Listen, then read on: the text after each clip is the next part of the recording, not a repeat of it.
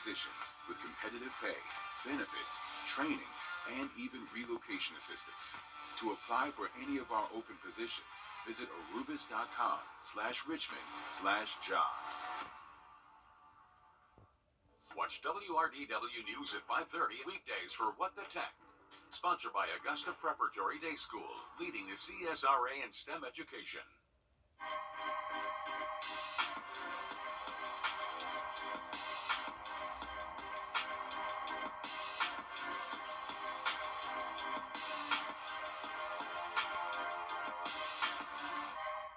The First Alert Team, the best in Georgia. Live from Augusta, you're watching News 12, live at 5. Surveillance video capturing the moment an EF2 tornado barrels through downtown Bamberg County, taking out a brick building. Today, live at 5, we're getting a better look at the destruction it left behind. I want to show you some video now we took today. This is the aftermath of what we can now call officially an EF2 tornado. The National Weather Service confirmed it this afternoon. It reduced some historic buildings to just a pile of debris. Winds exceeded 100 miles an hour. Right now, our Will Rio is on the ground in Bamberg County. And Will, I understand where you are standing right now is where the National Weather Service believes that tornado began. Yeah, that's right, Meredith. I want to start out by saying seeing this damage here in Bamberg is indescribable at this point. It's amazing to see what a storm can do when you come out here and see some of this damage. And I also want to say that we appreciate all of our first responders and all of the linemen who are out here. There's around 3,000 people across the state of South Carolina who are working right now to get people electricity, to get these trees off the roads and get roads back open in general. And I want to bring in First Alert Chief Meteorologist Riley Hale, who's out here with us. Riley, indescribable to see some of this damage where the tornado actually happened here at the Oak to Barrel plant here in Bamberg. It's incredible. It is, Will, and I mean, seeing it firsthand is one thing. You see these storms on radar, and you know that, hey, that this is going to be kind of bad. This is going to lead to some destruction on the ground. With this cell yesterday, it was about 2:45 p.m. It passed over this area that we're looking at, and what's interesting, Will, right behind us, as we were talking to the business owner and the guy that owns the property right across the street, this building was picked up by the tornado, and now it's currently about 100 yards across from where we are. So this was slung a good portion. It's a large building, a very destructive tornado, and I mean widespread damage from here all the way to the downtown area. I know you were in other parts of the county too. Yeah, and it's not just little pieces of metal that we're seeing. We're seeing large pieces of roofs. We're seeing large pieces of buildings that have just been thrown across this area. I think the National Weather Service said 300 to 400 yards was the width of this tornado as it moved through downtown Bamberg. But, you know, talking about this business owner here, I had the chance to talk with him, the GM of the building actually, and, you know, he was here when the tornado actually hit. And I think we have some video of the aftermath from the sky from our drone here. But, you know, he went out front to see what was going on because he heard that wind start to come. He heard the rain. He went up to the front of their showroom, and then, you know, that's when he got that alert that there was a tornado warning. And he said almost instantaneously, that's when that tornado hit. Glass shattered, and then he ran for cover. Luckily, he's not injured. He's okay. He can tell the tale, he said to his grandchildren one day. That's the one positive that he said to us when we talked to him earlier today. So it's just incredible, and here's what he had to say about the whole event. 2:40, the wind started picking up and getting a little more steady. I walked out of the office, walked into our front showroom, and seen the roof of the building across the street blow off. Glass started shattering in our showroom, the windows and all that breaking. I just went to the back of the showroom and ducked in the corner. And, you know, you heard him just describe that again. And, you know, we talked to him about the process of cleaning up.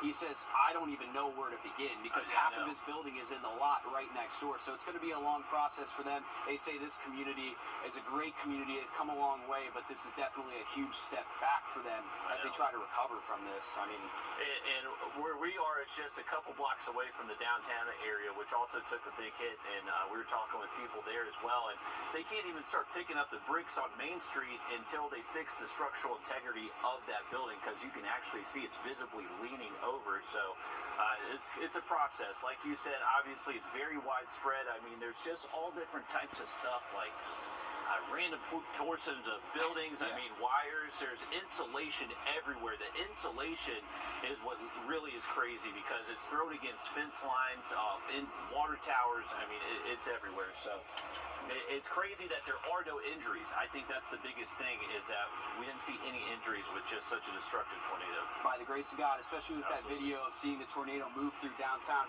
Of course, we'll continue to keep you guys updated as we continue to assess the damage and talk to a lot of these community leaders here who are just trying to pick up the pieces in this small community of Bamberg, guys. Wow, buildings can be replaced, things can be replaced, people cannot. Bamberg can certainly rebuild, but boy, they've got a long way to go. Thanks for the update. Now, in the wake of all this damage, Bamberg County students, of course, not be in person for the rest of the week. E-learning will continue tomorrow and, of course, on Friday as well. The district says students are off Monday for Martin Luther King Jr. Day.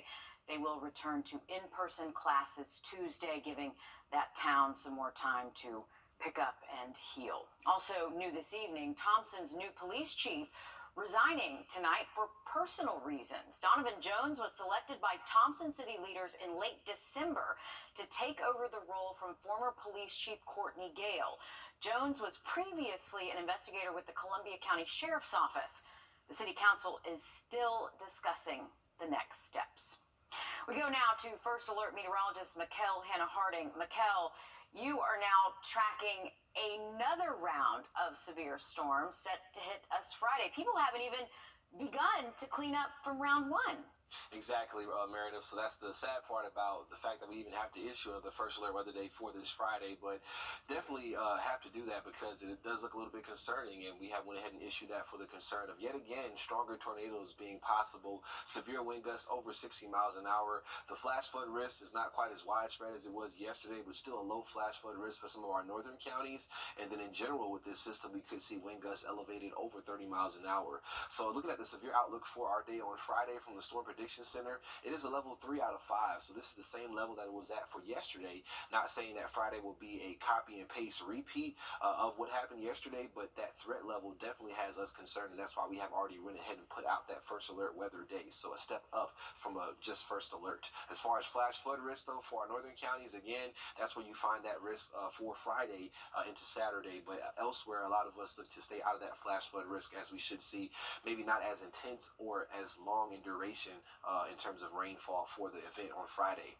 But temperatures right now in the 40s and 50s, so it's a chilly feel out there. We are going to be going down towards the 30s for tonight. We'll talk about your forecast finishing off this week in more detail coming up. And now, First Alert traffic.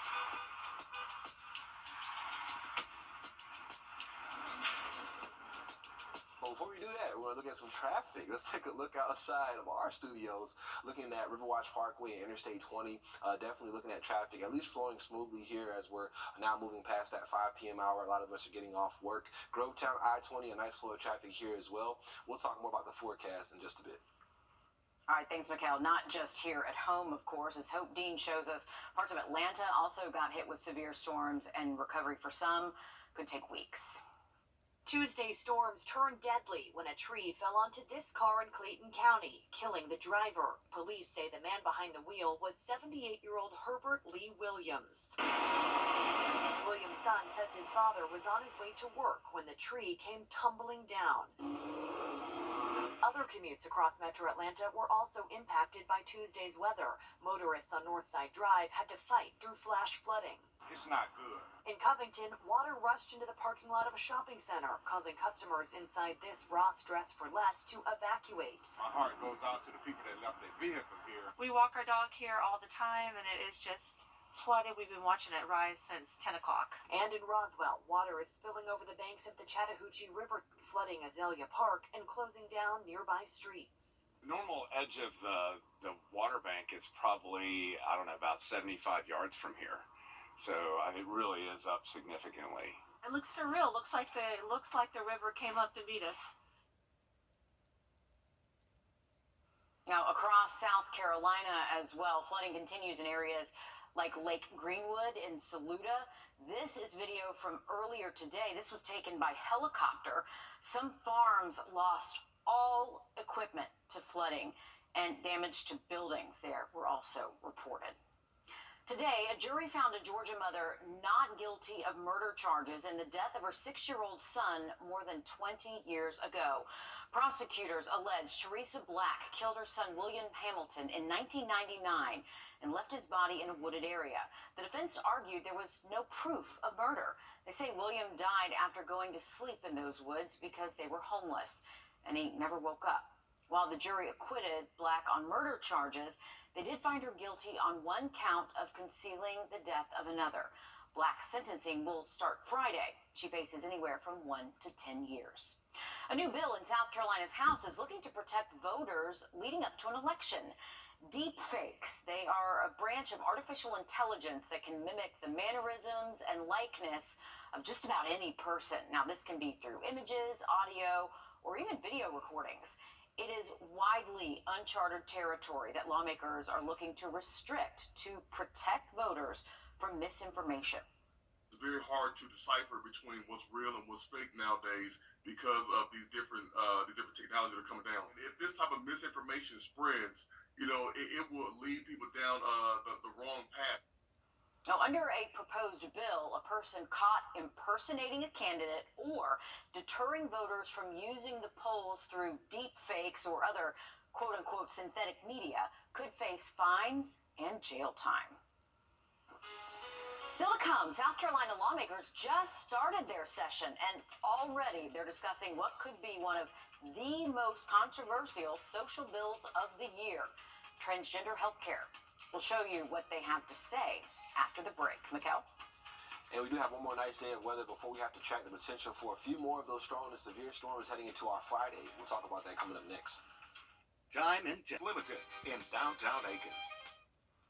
Well, welcome back to Live at 5. We're taking a look over Clarks Hill Lake towards one of the banks and just seeing a lot of these diving birds kind of wading in the water out there. So they're enjoying the weather out there. Not too bad for today, and remarkably has improved from yesterday in general. We're looking at 52-degree temperature readings from Bushfield Airport right now. Those winds out of the west at 10, so just coming up a little bit of a shake to the camera here in Grovetown, but we're looking at current temperatures area-wide in those upper 40s for Edgefield now, one of the chillier spots, but elsewhere we're at least in those low to mid-50s, so it is a cooler feel, and we'll continue to see these temperatures fall back towards the 40s and even 30s before midnight, so a jacket will be needed for any evening plans that you have, and if those plans are a little bit later, you may even need that winter jacket as we're wrapping up things for tonight. As far as low temperatures, taking a step back, actually, we're going to go forward. 33, though, waking up tomorrow, could see those temperatures around freezing for most of us. Low 30s widespread across the area. As we head towards midday, though, we're looking at mid to upper 50s out there, so definitely more of a seasonal feel for tomorrow. Some places get close to 60 before those temperatures start to fall once again as we approach 5 p.m., and we'll see a mixture of sun and clouds for tomorrow. Our next big concern, though, is getting into Friday. We do have a first alert weather day in effect for Friday, just showing those temperatures at 7 p.m. Friday. So this is a snapshot of about 7 p.m. and what models are thinking, just showing the potential for a few clusters of storms out there, and some of which could have that damaging wind and tornado threat inside of it once again, which is what we had to deal with yesterday, but more so in the form of a line. So as we look at our next weather system, just kind of dropping in from the north and west, once again following that upper level pattern, we'll see our next weather system knocking on our doorstep as we're approaching Friday morning, where you can see still looking mostly dry as we do head towards Friday. So taking a closer look at the hour-by-hour forecast going through your day tomorrow, we'll wake up in the 30s and see mostly sunny skies out there. This model does keep us relatively sunny for tomorrow. I do think we could see a few clouds, though, throughout your Thursday. As we get into Friday morning, though, cloud cover noticeably begins to increase for us. We'll see temperatures in the 40s by then, and then that widely scattered field for showers starts to develop around midday, and then we could see our first round of severe weather pushing through in between about 2 to 5 p.m. across the CSRA. So you can see clusters of storms possible, and inside of those storms, just that damaging wind and tornadic threat will be there, it looks like, as we head towards Friday evening. We could see another round of just some of these pockets of severe weather swinging through, and temperatures are what really has me concerned, just seeing this model picking up on the potential of temperatures just steadily rising as we're heading throughout nighttime, and we all know that is not normal at all, especially with no sunlight out. So as we continue towards 9:30, some of our western counties could be in the 70s, or eastern counties could be in the 70s, while our western counties are still in the upper 50s. So a pretty strong and potent system swinging through once again, but it is fast moving, and as we head towards Saturday morning, we do see remarkable improvement. As far as the flash flood risk, it just favors areas north and along I-20, so to speak, so not a widespread elevated flash flood risk for tomorrow, but this severe risk overall from the Storm Prediction Center, a level 3 out of 5, is what really has us concerned. And as we continue to draw closer towards Friday, we can really pinpoint exactly the level of those threats for winds and tornadoes. All right, thanks for that, Mikkel. Republican lawmakers fast-tracking what'll likely be one of the most controversial social issues debated at the South Carolina State House this year, transgender health care.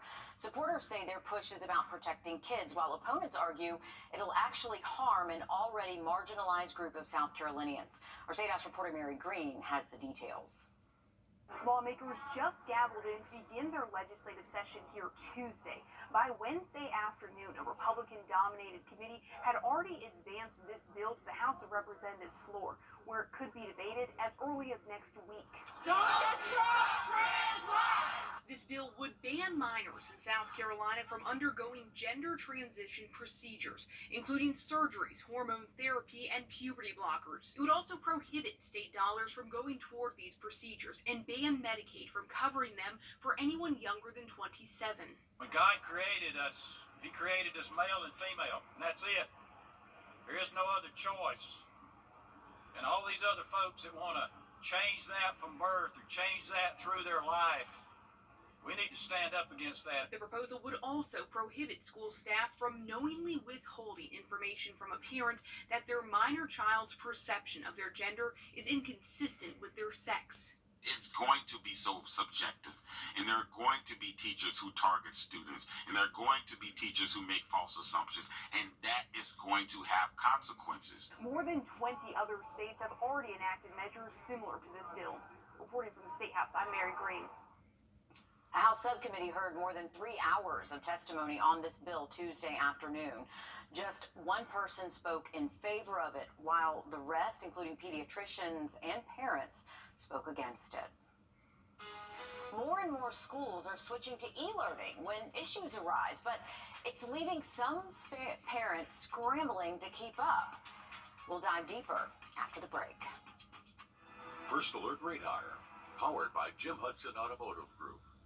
We're putting our foot down to provide savings and free design services. Lazy Boy, long live the lazy. Earlier this year, or week rather, dozens of schools in our area decided to switch to e-learning Tuesday. This was in preparation, of course, for yesterday's severe weather. It's become a popular alternative for schools in the years since the pandemic. This way, students can keep learning while staying at home. But it is putting a strain on some parents who are left scrambling to find last-minute childcare. Molly McBride explains.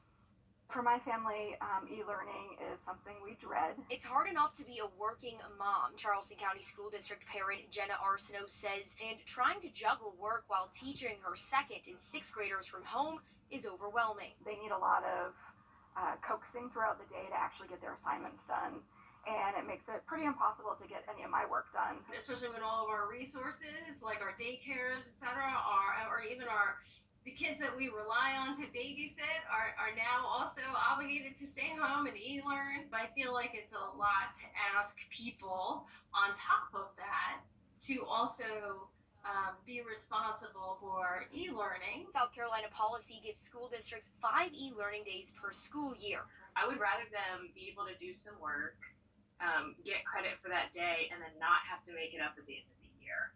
As for Arsenault, a traditional weather day without assignments for students would be much more manageable. Stay safe, have a little time to do whatever they need to do, and it would take a lot of pressure off of the parents.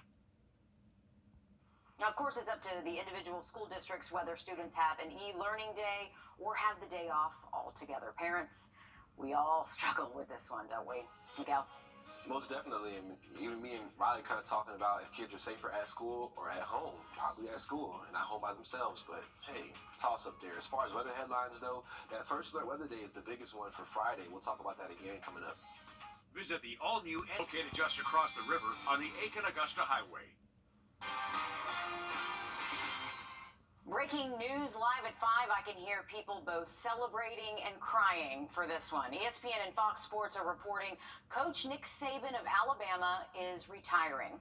This is hard for me to say, but it is true. He is known as one of the greatest football coaches of all time. He's won 6 national titles at Alabama, 1 at LSU. He is 72 years old. I know a lot of you have something to say about this. On this day in history, huge swaths of Georgia and parts of South Carolina saw snow. It was 13 years ago today, on January 10th, 2011. Some parts of northern Georgia saw upwards of 6 inches of snow. Down here, it was more like a dusting, but hey, it was bad enough for Hartsfield-Jackson Airport in Atlanta to cancel every single flight that day. More than 600 flights across 2 days. Weather crews accurately predicted the snowfall before it happened, and in the days leading up to the snow, people cleared out grocery stores for food. You know, the whole milk and bread situation, Mikhail. Definitely. Then Georgia Governor Sonny Perdue declared a state of emergency before the first snowflakes fell that Sunday night. I remember it well. I have pictures of my now teenager as a baby in the snow. 2011. 2011. I was just transitioning. Well, I was actually still in like 8th grade, so I mean I was in Beaufort, but no surprise that y'all only got a dusting here. Of course it would happen like that. You had to sneak that in that you were in 8th grade, didn't you? You did, didn't you? I mean, that's where I was in my life, you know. Everybody living different lives. But as far I'm just giving you a hard time. I wouldn't try to call you out. I'm just giving you a hard time, Mikhail. But looking at the forecast for tonight, definitely a chilly one. So waking up tomorrow, we're looking at temperatures close to freezing. So definitely have the winter jacket ready as we have those colder starts back into the forecast. We keep our mornings in the 30s and 20s pretty much through next week. So keep that jacket around every morning. But Friday is our major concern right now. Just looking at a first alert weather day for the potential of some more strong to severe storms that could cause maybe a few isolated stronger tornadoes and a damaging wind threat. Yikes. I mean, we're not even cleaned up from the first one, so we are all ready for round 2. Thanks for warning us, Mikhail. Back in a bit. Introducing the First Alert Radar Network.